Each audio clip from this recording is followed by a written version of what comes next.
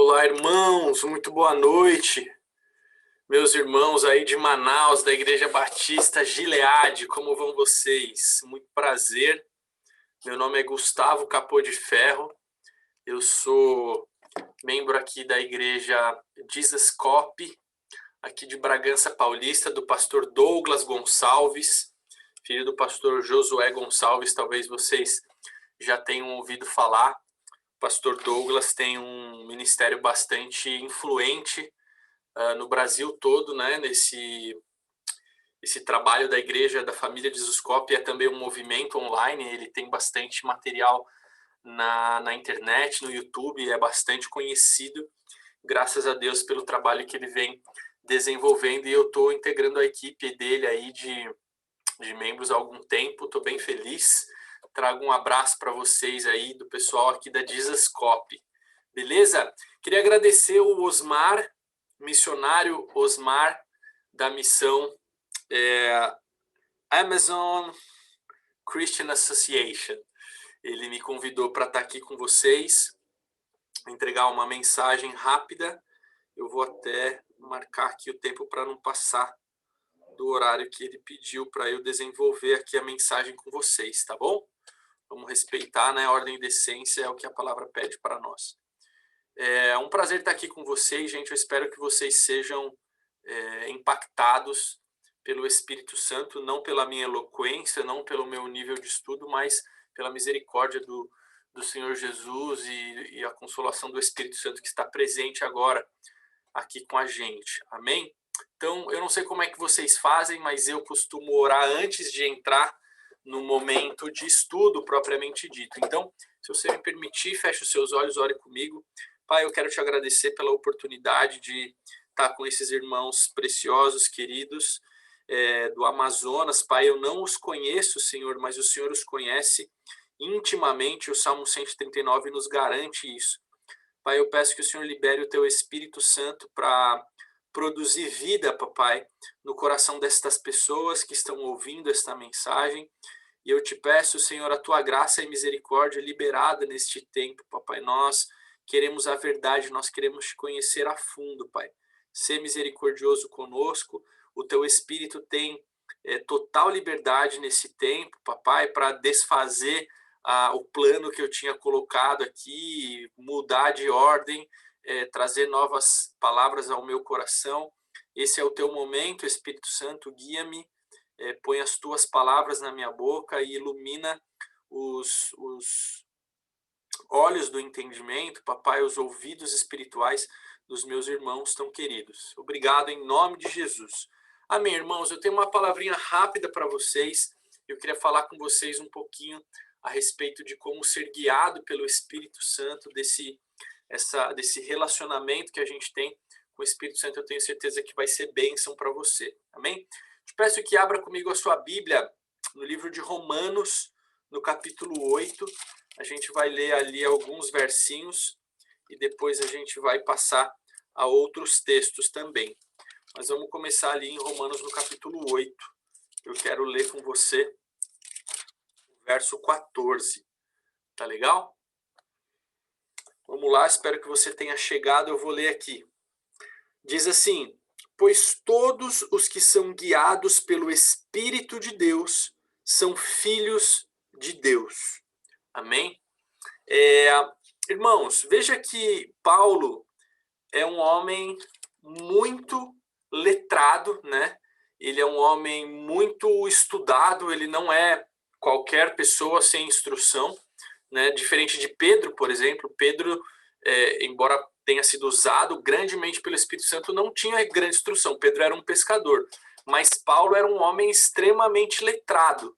E Paulo era um homem, além de muito guiado pelo Espírito Santo, era um homem muito intencional nas palavras que ele usava e na forma que ele construía os seus diálogos e as suas cartas, né?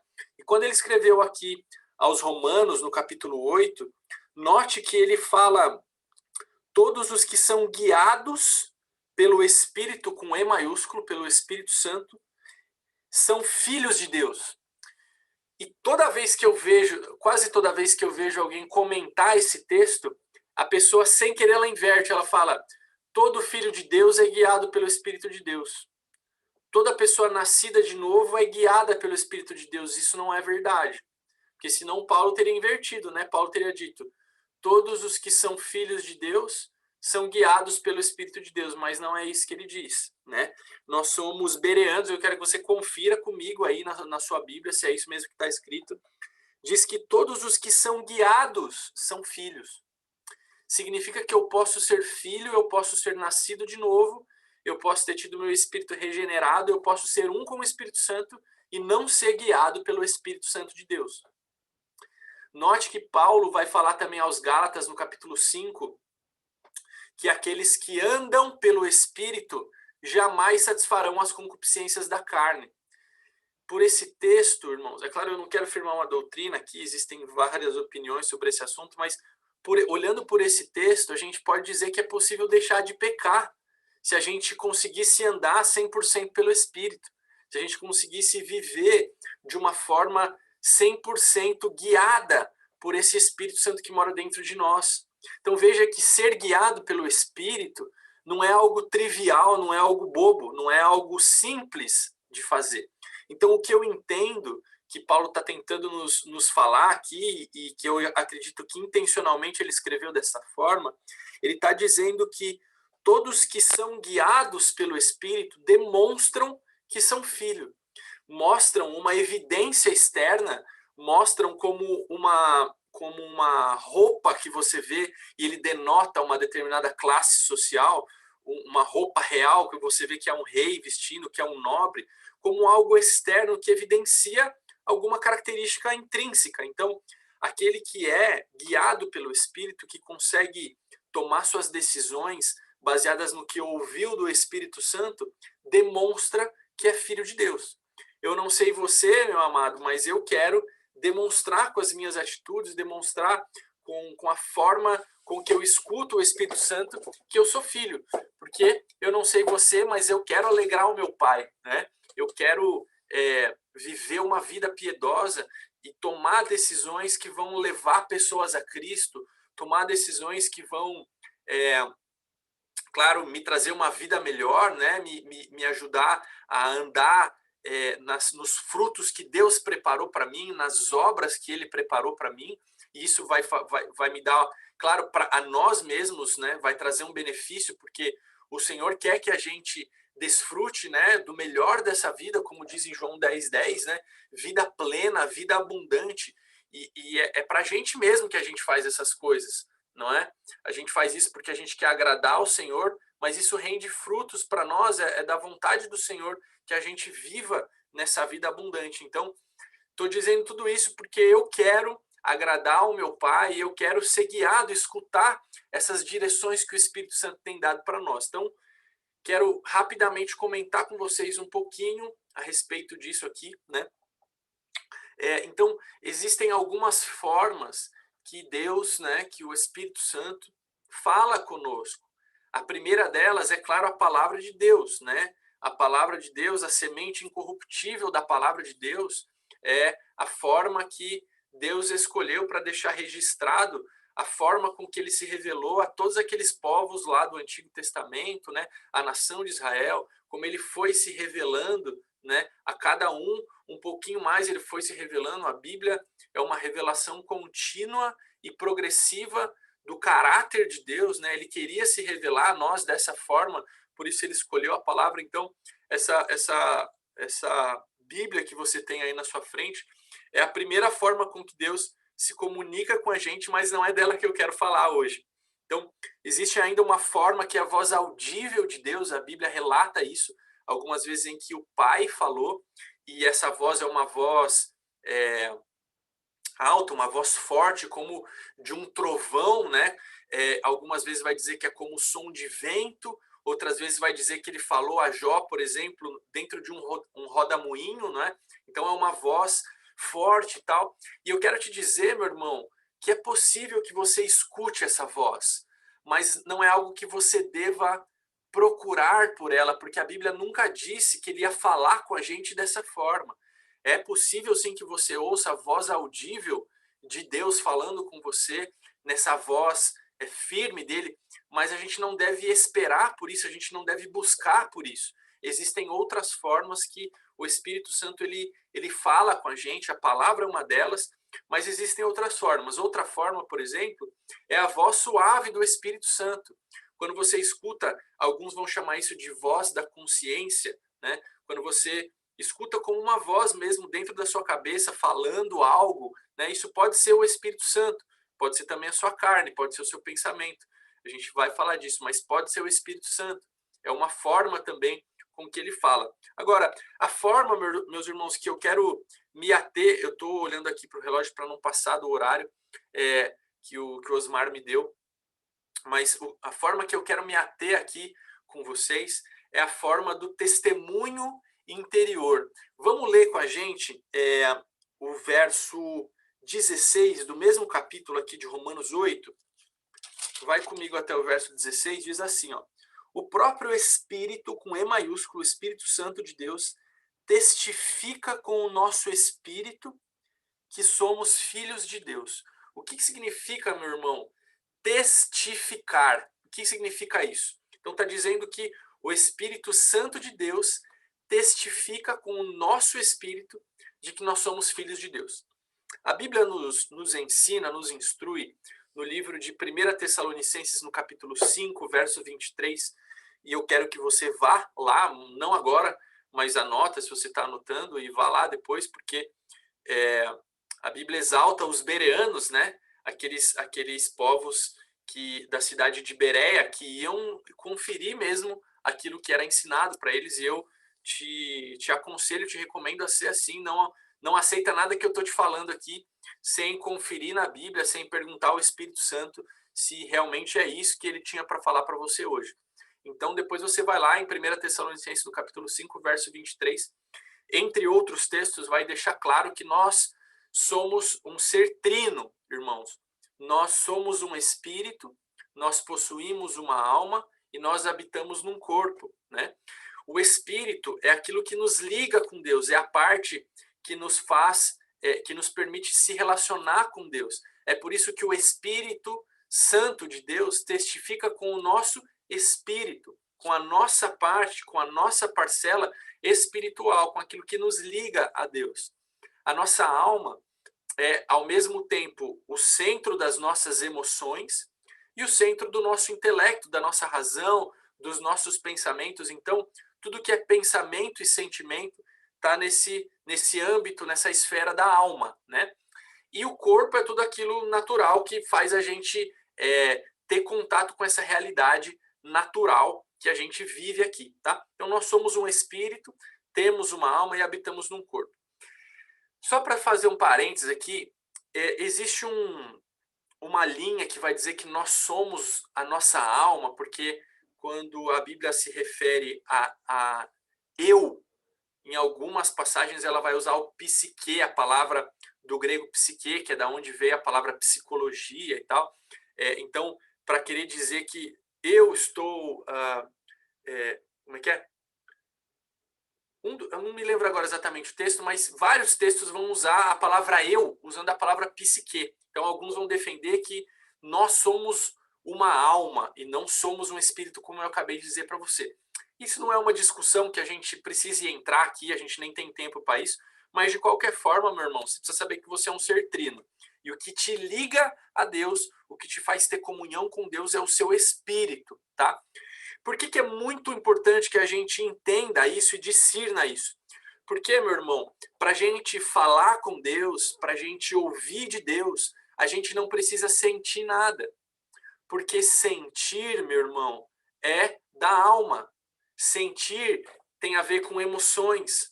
Então, muitas vezes a gente quer sentir um arrepio, muitas vezes a gente quer sentir um toque, e a Bíblia não garante que Deus ia falar com a gente através de sentimentos. Porque a gente se comunica com Deus, a gente fala com o Espírito Santo através do nosso espírito. E espírito não sente, meu querido. Então, eu quero encorajar você, a partir de hoje, a fazer orações e ter certeza de que o Espírito Santo transfere a sua oração com gemidos inexprimíveis ao Pai, independente daquilo que você está sentindo. Porque o nosso ser, amado, nosso ser, ele é instável. Tem dia que você acorda feliz, sem razão aparente, tem dia que você acorda triste, chateado. Nós fomos feitos dessa forma, mas isso não pode impedir o nosso relacionamento com Deus. Não é porque você está triste, porque você está abatido, porque você não está sentindo que tem fé, né? A Bíblia diz: jovens, eu os escrevi porque sois fortes. E eu não sei quantos anos você tem, você que está ouvindo aí, mas se você se considera jovem, se você tem jovialidade na tua alma, eu posso dizer que essa palavra é para você. Então, jovens, eu os escrevi porque sois fortes. Ele não está falando que você é forte quando você se sente forte. Aliás, quando você é fraco, aí é que você é forte, diz Paulo, né?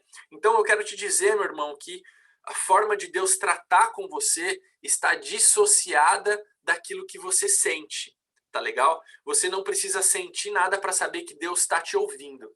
Mas esse testemunho interior, essa forma, essa garantia que o Espírito Santo de Deus dá para nós de que a gente é salvo, a gente vai chamar de uma forma de ser guiado por Deus, uma forma que a gente vai chamar de testemunho interior, que é, para traduzir, gente, para facilitar, é como se fosse um sinal vermelho ou um sinal verde na hora de tomar as decisões, né?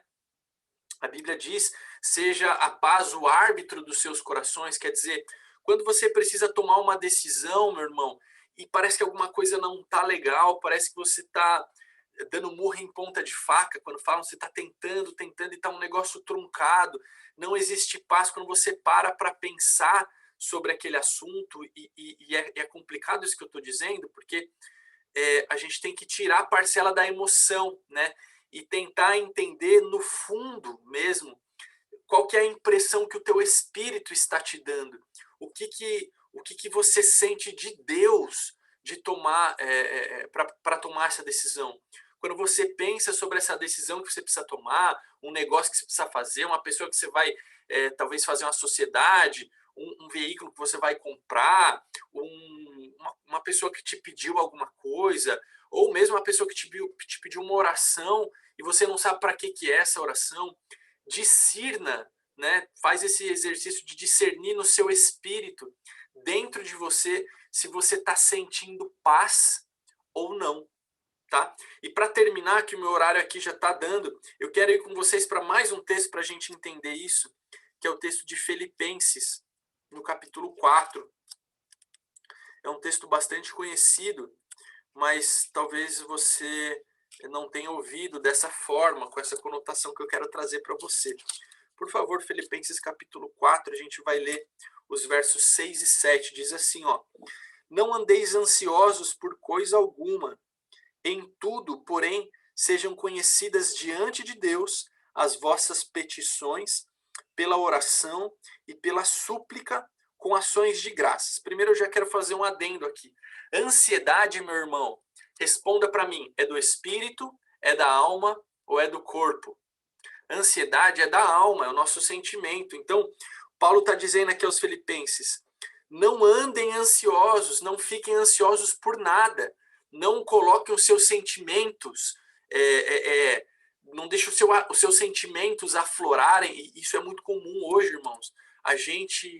A nossa geração é muito ansiosa e o nosso país, as pesquisas dizem que o Brasil é um país que tem um nível de estresse, de ansiedade muito alto. Então, é meio comum isso acontecer com a gente, né? Então, a gente precisa pegar essas palavras de Paulo e realmente colocar no nosso coração. Não vamos andar ansiosos, irmãos, não vamos ficar escutando os nossos sentimentos. Aí Paulo fala, antes, né, em tudo, porém, então, em vez da gente ficar ansioso por qualquer situação, vamos fazer diferente. Vamos colocar essa situação, isso que está te deixando ansioso, vamos colocar isso diante do Senhor com uma oração de súplica, né? Com uma oração, uma petição, que é aquela que você tira de dentro de você esse sentimento e entrega a Deus. E dá para Ele, não pega de volta. Você entregou, agora é dele. Ele vai fazer, Ele vai resolver, no tempo dele você descansa. Hebreus 4, Hebreus capítulo 4. se esforça para entrar no descanso do Senhor, né? Então Paulo fala, apresenta isso, não fica com esse sentimento de ansiedade, não dá lugar aos teus sentimentos, à tua alma, mas antes disso, apresenta as tuas orações a Deus e a paz de Deus, que excede todo entendimento, olha de novo, entendimento é algo da alma, é algo do raciocínio. Essa paz que não pode ser explicada, ela não está na alma. Essa paz está no seu espírito. E a paz de Deus, que excede tudo que está na alma, todo entendimento, guardará o vosso coração e a vossa mente. E mais uma vez, meu irmão, eu vou dizer para você que Paulo não é bobo, Paulo é extremamente inteligente, Paulo é extremamente intencional e tem uma razão para ele ter escrito coração e depois mente. Coração, a palavra coração, ela pode ser traduzida tanto por espírito quanto por alma, depende do contexto, né? Então aqui eu acredito que Paulo está falando, a paz de Deus que excede todo entendimento vai guardar o teu espírito e depois a tua mente. Então, meu irmão, quando você nasce de novo, quando você é conectado com o Espírito Santo, uma das coisas que você ganha, que está lá nos frutos do Espírito de Gálatas capítulo 5, versos 22 e 23, é paz.